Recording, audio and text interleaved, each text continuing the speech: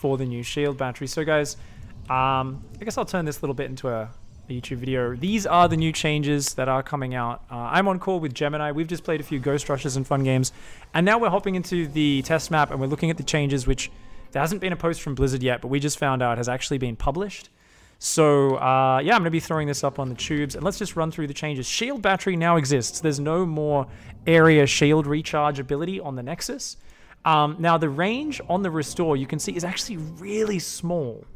It only starts with 50 energy, and it heals 3 shields per 1 energy. So when this finishes, you only get 150 shields worth out of it. Now, of course, the plus side of it is that I believe it heals instantly.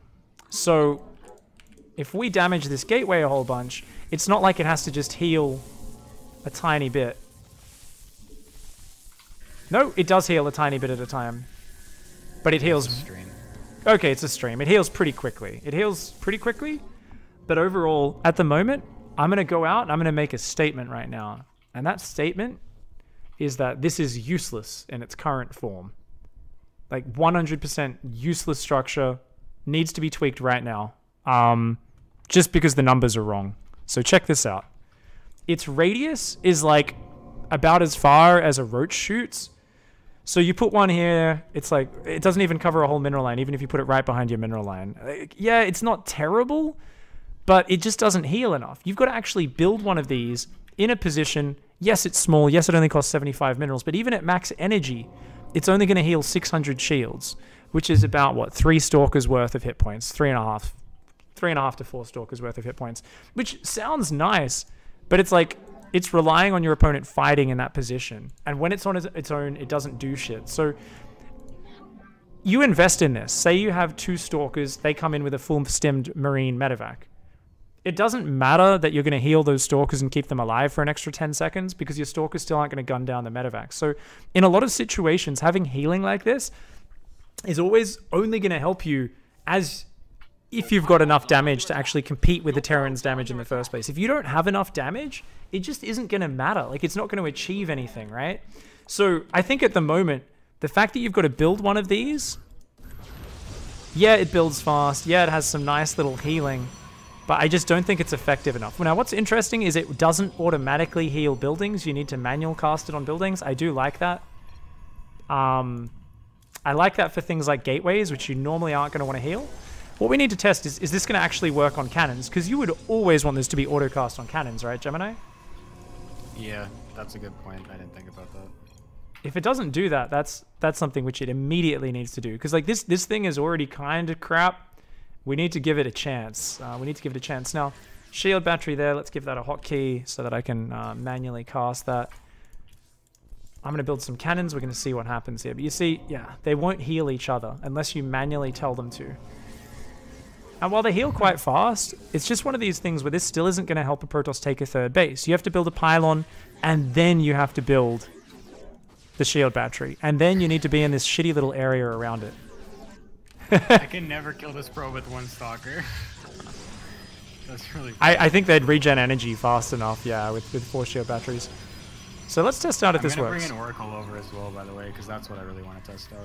Oh, so can the beam out heal an Oracle? Okay, and how quickly does the energy drain? That's interesting. That's the most important thing. Otherwise, otherwise anything that they add in as the defensive structure in terms of healing needs to be able to properly defend versus an Oracle. Otherwise, every PvP will devolve into Oracles and Stargates. So it does heal cannons. Be too strong.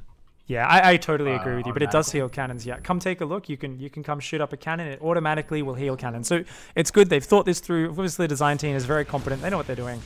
I still think they're kind of a trash structure, though. I mean, it's nice. Like, okay, in its current form, yeah. Can you fight that cannon with an immortal? So you see, it's like, oh, cool. It's really nice.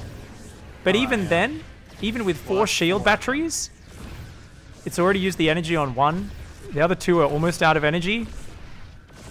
This is the problem I'm talking about. Whenever you don't have enough damage, having healing just isn't that important. And because you're investing in healing in such a small area, it gives you this localized little healing strong point. But the fact that you have to invest money in it outside of just having more mobility is always going to be bad. Because what if your opponent's doing a tank liberator push? this doesn't really help you at all. You need mobile units to get out there and engage their push outside of your base. If they go bypass your shield battery and drop in the back, you need to be able to be mobile and do that. So at the moment, I think it's just crap. I didn't think about it too much before. I was like, I know people have been calling for shield batteries for a long time. I think it's cool. I don't think it's actually going to be effective. Maybe it'll have some niche uses 2 years down the line. If you guys have any reason why you think I'm wrong, please let me know. I'm not the god of knowing everything about StarCraft. I could be completely wrong on this, but right now I just don't see why you would build this structure outside of very rare circumstances. It just seems a little bit shitty. It's like, yeah, you can build one to shore up a base's defenses a bit next to some cannons, but why? But why wouldn't you just build an extra cannon? So here we're watching Oracle, and you see an Oracle can out DPS the healing on this. But it still takes a lot longer to kill the probes. It's 3 shots instead of 1, 2, 3. Wait, are you sure? I think it might be 4 shots actually. Try that again. 1, 2, 3, 4. 4. Yeah, it was 4. Yeah, I think it is 4. Okay, so if it's 4, then that means it's at the same recharge rate, technically, as what the first one was. Exactly. Because when it would do it, the first iteration, it would make it so every Oracle took 4 hits to kill a probe, right? So all the shield gets regened at once. So it would be like as if there's a whole nother shield to go through, because there was. So the Oracle would take 4 shots. But with the second iteration, it would take 3 shots because of the different rate of healing. But this one is a different rate of healing again, and so it goes back to 4 shots. So it basically doubles the time it takes an Oracle to kill a single probe. Which is good. It's good. It really does, minimize that Oracle damage quite a lot. The rate of which it actually heals things is good. The problems are the range from which it does that. Yeah. And the actually, I think it's mostly it.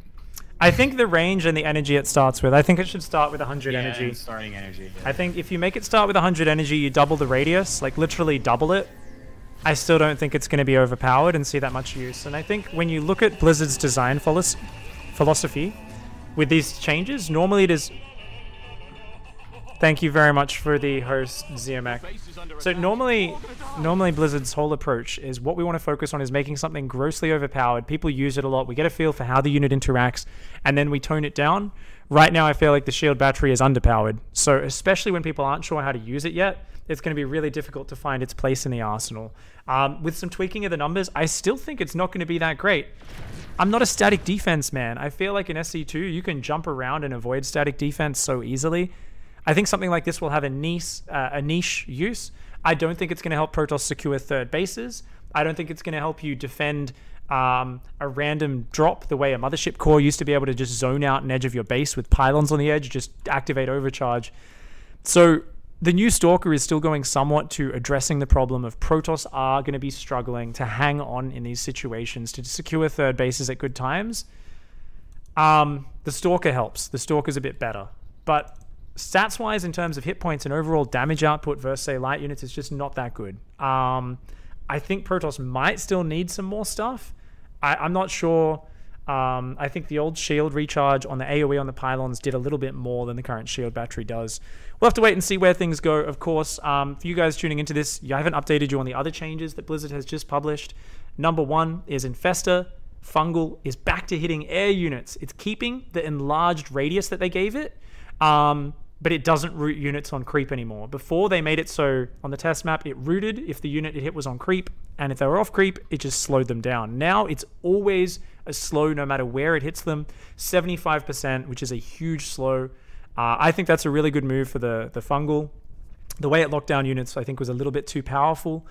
Other than that, I think there might be 1 or 2 small quality of life changes, but nothing really kind of big in game-changing right now. Anything that springs to mind for you, Gemini? From the changes that's like overly glaring. Yeah, or anything new that they announced during the announcement at Montreal? Entangle being nerfed, or wait, that's just gone now, right? Oh, they're bringing Infested Terrans back, aren't they? Yeah, Entangle is just gone. Okay, they're getting rid of that. Yeah. Which is good. Oh, whoa. So 2 Oracles still technically 2-shot, though, because they out-damage Oh wait, never mind. I'm stupid. Never mind. I'm doing this against my own probes, so they're not actually charging. Never mind. So anyway, Stupid Gemini. Stupid Gemini. back to what I was saying. Yep. Entangle is going away is good because that ability was just like stupidly overpowered. Like the fact that it rooted things, put them like made it so that ground to ground could kill air units, and the fact that it got rid of all of their abilities and attack, like that was ridiculous. Yeah. One ability.